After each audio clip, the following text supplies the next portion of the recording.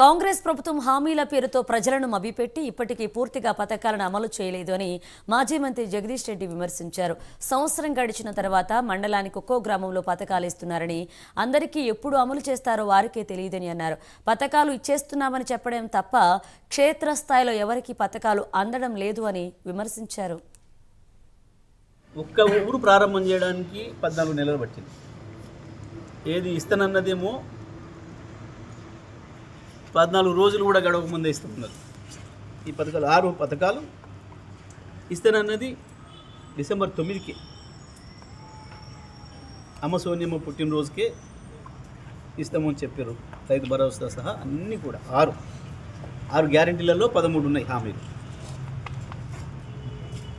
ఇప్పుడు ఏడాది అయిపోయింది. తెలంగాణలో కాంగ్రెస్ ప్రభుత్వం వచ్చినాక అమ్మగారిది 2వ బర్త్డే కూడా అయిపోయింది. ఇవాళ ఒక్కొక్క గ్రామంలో మొదలుపెట్టింది.